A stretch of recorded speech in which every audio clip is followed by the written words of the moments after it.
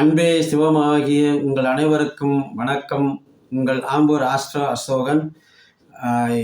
ஈரோஜி குருஜி மகாராஜ் சித்தர் ஜீவசமாதி முனீஸ்வரர் ஆலயத்திலிருந்து பச்சைக்குப்பம். இந்த பதிவில் என்ன பார்க்கலாம் அப்படின்னு பார்க்குறப்போ, அதாவது ஹிஸ்ட்ரி காலம் ஜோதிடத்தில் ஜோதிட ரீதியாக ஹிஸ்ட்ரி காலத்தை பற்றி நம்ம பெரும்பாலும் தெரிஞ்சிருக்க வாய்ப்பில்லை. அப்படி இருக்கும்போது இந்த ஹிஸ்ட்ரி காலத்தை பற்றி தெரிஞ்சுக்கலாம். அதுக்கு முன்னாடி இந்த வீடியோவை கிளிக் பண்ணிக்கோங்க, பெல் பட்டன் அழுத்தி சப்ஸ்கிரைப் பண்ணிக்கோங்க. இந்த வீடியோவை பார்த்துட்டு கமெண்ட் பண்ணுங்கள். இப்போது பொதுவாக ராகு காலம் என்னன்றது தெரியும். அப்போ ஹிஸ்ட்ரி காலம் மட்டும் ஏன் தெரியாமல் வாய்ப்பு இருக்குது அப்படின்ற பார்க்குறப்போ, பஞ்சாங்கத்தில் பார்த்தோம்னாக்கா நல்ல காலம்னு சொல்லிட்டு வாரம், திதி, நட்சத்திரம், நாமயோகம், கரணம், அதுக்கடுத்து பார்த்தோம்னாக்கா ராகு காலம், குளிகை காலம், யமகண்டம், இப்படி ஜோடியத்தில் நாம் பார்த்துருப்போம், படித்திருப்போம். ஆனால் ஹிஸ்ட்ரி காலம் பற்றி தெரிந்திருக்க வாய்ப்பில்லாமல் இருந்திருக்கு. ஆமாம், அது என்னது ஹிஸ்ட்ரி காலம்?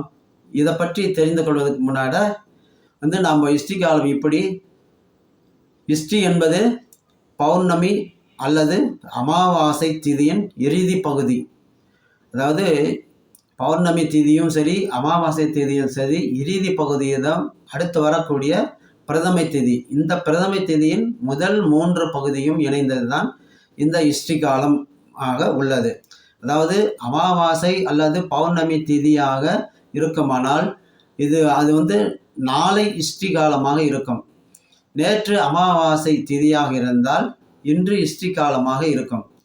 இதுபோல வரும் ஹிஸ்ட்ரி காலங்களில் நாம் கடவுளுக்கு பூஜை செய்யும் போது பூஜைக்குரிய தெய்வம் அல்லது தேவர்கள் உங்கள் அருகில் சூட்சுமமான ரூபத்தில் நின்று எழுந்தருளி உங்களின் வழிபாட்டையும் வணக்கத்தையும் பூஜையையும் ஏற்றுக்கொள்வார்கள் என்பது ஏற்றுக்கொண்டு அருள் செய்வார்கள், அருளாசியை அளிப்பார்கள் என்பது ஆன்மீகத்திலும் சரி, ஜாதகத்திலும் சரி, ஜோதிடத்திலும் சரி கூறியுள்ளார்கள். இந்த ஹிஸ்ட்ரி காலம் ஆன்மீகம் மற்றும் ஜோதிட நூலில் குறிப்பிட்டு இருக்கிறதுனால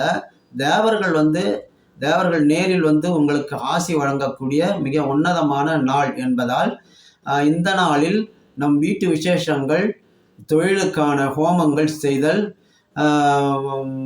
உன்னத நன்மையை தான் ஹோமங்கள் மற்றும் யாகங்கள் செய்வதற்கான மிக உகந்த அற்புதமான நாளாக கருதப்படுகிறது.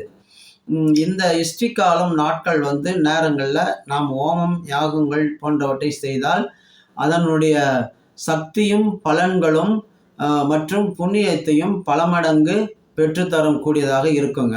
அதோடு இந்த நாளில் நாம் செய்யக்கூடிய தான தர்மங்கள் சாதாரண நாட்களில் செய்வதை காட்டிலும் இந்த ஹிஸ்ட்ரி கால நாட்களில் நாம் அதை செய்தோம்னாக்கா அதுக்குண்டான நமக்கு பலன்கள் பல மடங்கு பலன்களை பெற்றக்கூடியதாக இருக்கிறதுங்க. ஹிஸ்ட்ரி என்றாலே பார்த்தோம்னாக்கா பூஜை, யாகம், ஹோமம் என்றுதான் அர்த்தமாக உள்ளது. இதில் குமார சபத்தில் ஓம் ஹிஸ்ட்ரி பதையே நமோ நமோ நமக என்று முருகப்பெருமானை பற்றி குறிப்பிடும்போது செய்யப்படும் பூஜைகள் யாவுமே சக்தி வாய்ந்தவர்களை தான் அமைகிறதுங்க. செய்யப்படும் பூஜைகள் எல்லாம் யாகங்கள் எல்லாம் ஹோமங்கள் யாவையும் விரும்பி ஏற்பார்கள். அதாவது ஏன் அது மாதிரி விரும்பி ஏற்கிறாங்கன்னா, முருகப்பெருமான் அப்படின்றத எல்லாருக்குமே இஷ்ட தெய்வம்.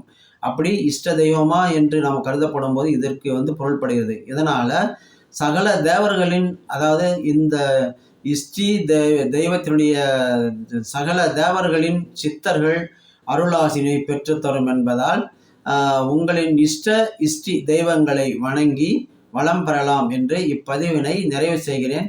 நன்றி, வணக்கம். உங்கள் ஆம்பூர் ஆஸ்ட்ரோ அசோகன்.